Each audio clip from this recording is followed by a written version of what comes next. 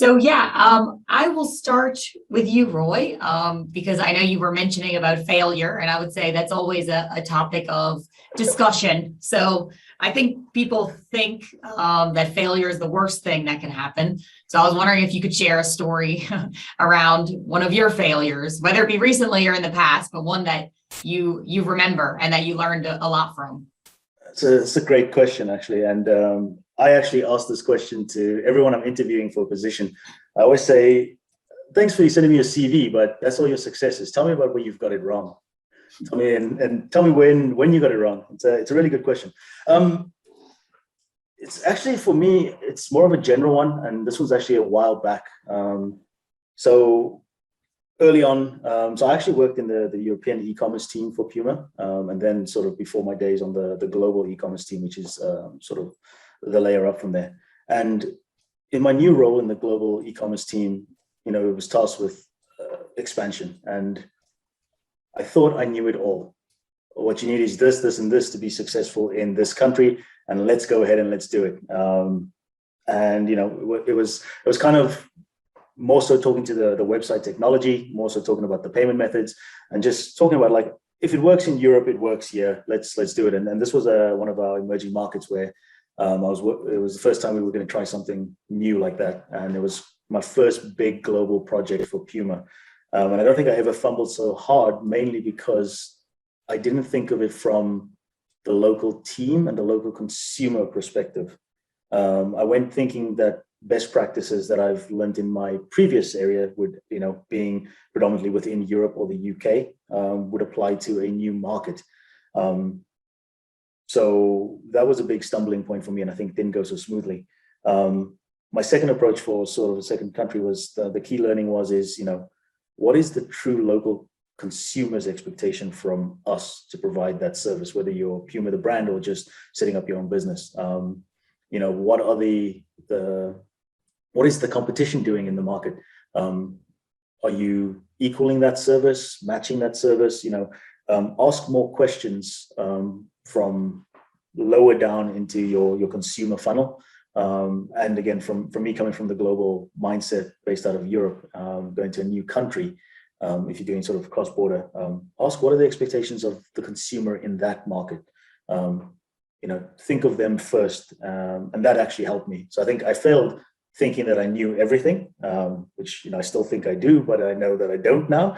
But I've changed my approach in realizing that I don't know everything, and that if I actually ask questions and try to get clarity of what people actually want, you have a better chance of being successful. All right. Well, thank you for sharing that. So, Mary, I'm going to go to you now. Amazon, the big word here. Consumer products companies are, I think, afraid of Amazon. I would like to get your opinion on, how can they successfully work with Amazon? I know you mentioned, let's say, testing new launches, but how have you seen to be the most successful way to work with Amazon? Yeah, that's a really good question. I think kind of in alignment with what Roy was saying with his strategy, you have to take the same approach with each channel. And tying into the failure talk, where I've seen brands be least successful are brands that just put whatever up on the channel, don't really have much of a vision, don't really have much of a plan, don't really have much of a strategy in place, and then you end up losing control of the channel. So whenever we're talking with brands, for us to determine which brands we would like to partner with in scaling the channel, the first thing we ask them are, what are your e-commerce goals? What is your vision for the channel? How are you planning this? Because if you don't have a plan for growth, it's not going to work. And so typically what I've seen, about 10 to 20% of sales, of a business's sales typically goes through the Amazon channel for established businesses. So that's what companies should aim for. If you're just starting out on the channel, obviously there's going to be different goals for getting the platform set up and ramped up. So there's sort of two-pronged approaches there. But I think the way you're most successful about it is have goals, have a strategy in place. What do you want your sales volume to be by when? Which products are you going to sell? And then have the plan and the infrastructure in place to be able to learn from the data and analytics, kind of applying your lends Roy to the Amazon channel. Yeah, do you think that, yeah, go ahead, Roy. No, I wanted to add to that. I think in the very beginning, you mentioned have a different strategy per sales channel, Amazon being that. There's a different consumer type that looks at Amazon, and then there's a different consumer type that would look at your Walmart marketplaces, your eBay, for instance, being the US-based ones. I know most of the fashion ones, like your Zalandos or Zandos, right? Yeah. They're different customer mindset. So yeah, you can't just list all your products on there. You'd have to then also look at it as particularly what is the consumer on that one looking for to be successful. Absolutely. That's a really good point, because there is a merchandising strategy you can take for being a part of the channel. And so, some of the things we've seen are you'll bundle certain products on Amazon, or you'll create certain product exclusives for Amazon, so you can get a lead into the customer. And I think what we found, it's funny because when I started the beauty marketplace, the whole point of that channel was to be the anti-Amazon, because at the time retailers would look at beauty brands and say, well, if you're on Amazon, we don't necessarily want to do business with you. It was looked at as the discount channel, if you will, where you go and you find a deal. But now, because people are buying so much from Amazon and they offer Prime and the 2-day shipping, that now consumers are putting their whole purchasing plan on Amazon. People want automation, people want ease, people want efficiency. So it's really become the #1 channel for finding and discovering new customers. And maybe you could even speak to this, Roy. I mean, testing new markets in different parts of the world. I've seen some brands test markets they want to enter into through the Amazon channel before investing full-fledged your whole brand resources on building something. It is an approach we have thought of before, is launching marketplace first to test the water. But actually going back a little bit to something you just said, the partner you're working with listed their whole purchase inventory on Amazon. That's actually goes to something you said earlier, is that 30% of consumer searches actually start on Amazon for goods. So again, if you're not taking the marketplace into consideration, you don't have that visibility for your product. Speaking from the branding perspective, your product is not seen in the market because people use Google to find information. People use Amazon to look for specific products, or marketplaces in general. The further east you go, the less prominent Amazon is, and they tend to focus more on hard goods. But again, in the fashion world, if you're not visible in some of these marketplaces, your product doesn't exist in that market. That's absolutely correct. Or even worse, it's positioned by an unverified reseller who's selling Pumas that fell off the back of a truck. And that's not really the brand equity you want to maintain. Well, and my guess is it's not even an original truck that they fell off the back of. That's the slowest brand in the world. So Mary, do you think that every brand should be on Amazon? Or are there specific brands or products I understand, but let's say brands as a whole where they wouldn't have any product at all on Amazon? Do you think that that's viable, or every brand should have at least one product on Amazon? It's a bold statement, but I'm going to go ahead and say yes. And if you would have asked me even a year ago, I would have said, maybe not. But I think, again, look at the data and look at consumer behavior. And so I think it's just become a channel. Even if you don't want to, if you're a luxury brand and you might not necessarily want to sell all your goods through, have a placeholder there, have, maybe like one Amazon type product or something.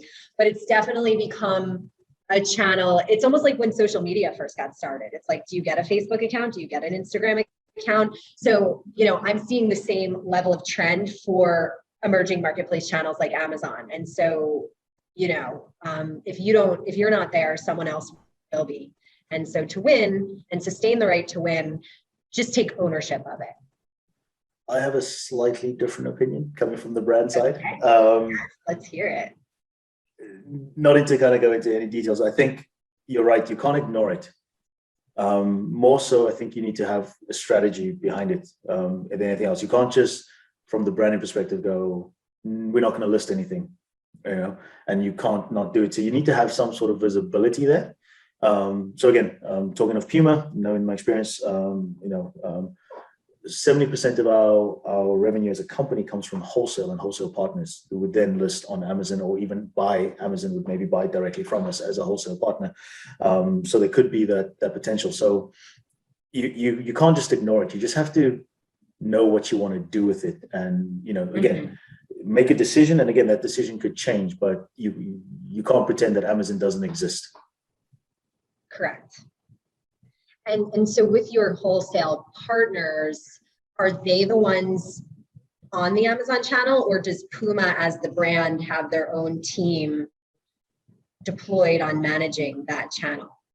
A little bit of both. We actually work with Amazon in a hybrid model where they would buy a percentage of the assortment from us directly. Of course, we can't stop independent wholesalers or retailers who've bought from Puma from listing product on there if they choose to do that with one of their sales channels. And then we also then work with Amazon in certain markets, so where we then list a subsection to the items that they then had. Being Puma, we've got the wider assortment. And you tend to notice that Amazon would buy safer product, and then we get to list the opposite. And then in different markets, for instance, Amazon will approach us with where they want an exclusive in that market, and they want to have a unique product uniquely for them on that market, or a unique business unit within Puma. They want to have all the motorsport product or the Red Bull products. And then, it comes down to negotiation with them. But again, we actively engage with Amazon and other partners, as well as our wholesale and distribution partners, to be successful, because as the brand, what we don't want to do is to start a pricing war or anything with that, and maintain that brand equity and the brand integrity at the end of the day. I think is key to us. For sure. And Roy, I know that you mentioned as we have helped hire for Puma, and we hire a lot of e-commerce profiles, not just for Puma, but for the likes of Logitech, Danone. I completely agree with you in the mindset piece. I learned quite quickly when recruiting that there's so many new technologies and so many new things to learn that no one can be an expert ever. So that's quite unique about the function, in my opinion. But how have you found to look for that mindset? How have you found, what questions, or how do you go about identifying the mindset you're looking for your teams? A lot of leading questions. Trying to peer past, everyone comes prepared for an interview. And sorry, some of the questions I still really dislike, where do you see yourself in 5 years? I really despise questions like that. So I try to avoid them, because I'm trying to see what this person is like if they weren't putting on the show for us, right? So I tried a little bit more of a relaxed approach with leading questions. So tell me something about an incident particular to you that was successful or failure, and then you listen, and then, okay, but you said you did this wrong. Why did you think? So get them to just talk. And then when you pick up on sort of key nuggets of information, drill in deeper on that, because you're right, it is about the mindset.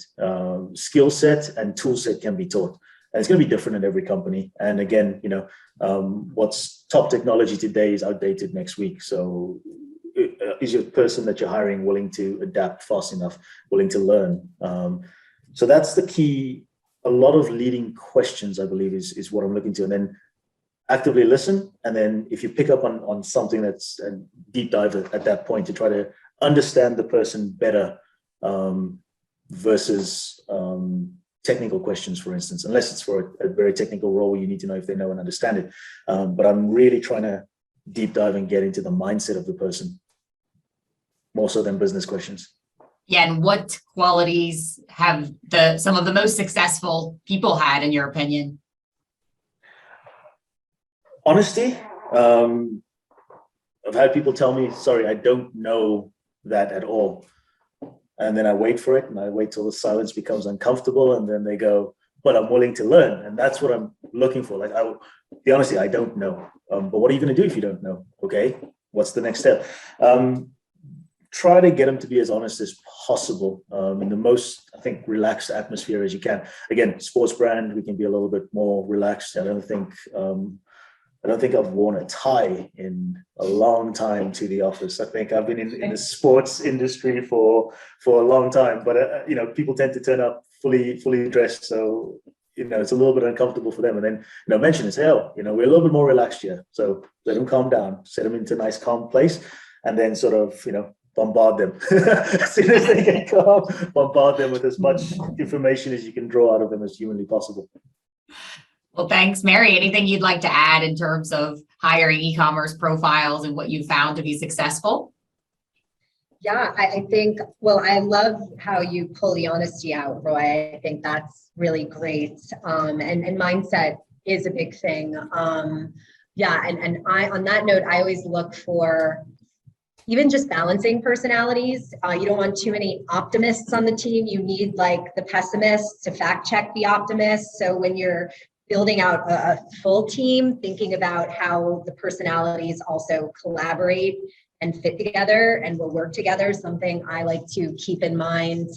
And then I always like to ask, I do ask more, what possibility, I don't ask the 5-year goal, but I want to know, what possibility people are out to create in this world. Like what makes them tick? What are they passionate about? Because once you tap into that, it's really, what motivates them at the end of the day. And if you have a motivated, happy, successful workforce, then it's going to drive productivity, and work will be a fun place to be. And I think that's what we all just want to try and create, those types of environments. Well, I have to say, I do ask the 5-year question, Roy, but not for the way that you. So I actually think that it's really, really helpful as well from a motivation perspective. So you get really interesting answers, completely different all the time. And it is common that someone gives you like a straight planned answer, and another person gives you like, oh, I don't like to think about that far in advance. But after all of them, you can ask why, and then you get some really interesting answers. So I have to say, I do use it, but I do think it helps to identify like their career planning a little bit, but I would say more about their motivation, because if you're asking them, where do you see yourself in 5 years? They're going to ask you something, but the key is, as you said, to follow up and ask why. Like, it's never the first question. It's the answers that you get after you ask other questions, No, and I do think you need to ask those types of questions too. But my approach is slightly different, where I go, what's your end goal? Let's see, and for me, it's more open questions to see, if they even thought about it, more than any kind of timeline. So you do need to ask it, and you're right. What is the ambition? Where do they see this role taking them? Is it a stepping stone, and do you have to manage that, or is this something that will they live and die in this role for the rest of their life and not want to move on? It's kind of where you need to figure it. But I think Mary raised a very good point. Yeah, you have to look at the counterbalancing and the team and be diverse, because you can't have 10 yes men, or you just got 10 people saying yes to you all the time. There has to be that someone telling you, hang on a minute, I think we're doing something wrong. Just to test that as so, and having that self-awareness, like I know I can be more of the optimist, so I need a fact checker, or if you do the personality test, I need the builder and banker by my side. I'm more of the visionary creative, so I work with engineers, balance me out very well. So just being mindful of your own skill set, I think, as well. Exactly. And I know we don't have very much time left, but I have a question that I'd like you both to answer, which I think will be helpful. At least something that I've noticed when recruiting in this area is everyone is very curious and loves to learn, because I think you need to have that to be successful in this function. But at the same time, I think that can be a detriment to prioritization. So I would like to know what tips or any advice that you could give on how you prioritize. I know, Roy, you were mentioning, of course, setting goals, having a vision, and that's great. And I know that's there for you to refer to, let's say, should on a day-to-day or week-to-week or month-to-month. But are there any other tips that you could give of how you found to prioritize when there's new technologies, news, social media, everything, let's say data, everything kind of being thrown at you all day, every day? I prioritize based on return on investment. Whether that's saving money, are we optimizing the business to save money? Are we optimizing the business to get more money, top line revenue sales? Or are we doing something that's going to create more work efficiencies and it's going to give the team more time to work smarter, not harder? Always ask yourself, what's the return on investment behind this priority? What am I getting in return for doing this now versus doing this next week? And always make sure that you balance that with what is the return on investment. And again, it's not, and I say investment, but it's not always monetary value. Are we optimizing to get more time so we can work smarter and not harder, to then free up time to learn something new, a new tool, a new skill set, to make the teams more efficient that way, or people more efficient? Or is it a business need? Will it save us bottom line or give us top line revenue? And that's my driving factor in decision making for prioritization. Okay. What are we looking to achieve? What about you, Mary? I think that's a good point, Roy, and prioritizing on the impact it will have both internally and externally. I'm in alignment with you on that. I think for me, even as an entrepreneur, when you have so many things coming at you, this was my key question daily, like, where do I begin? So I think what I've learned and taken away, and I think even going back to old school quoting like Peter Drucker, who says you could really only focus on 3 key tasks in a day. Anything beyond that is just going to distract you and create noise. So every morning I like to come in and make my to-do lists and saying, okay, what are the 3 key tasks for today that are going to make the most impact even on my day? And those are the 3 key tasks I'll focus on and make sure I get to. And so that's kind of the daily thing. And then aligning that with the bigger plan where I have my buckets of projects that I'm working on, and just, making sure you're tracking efficiently according to that. Is more a tactical way of how I go about that. Well, thank you to you both.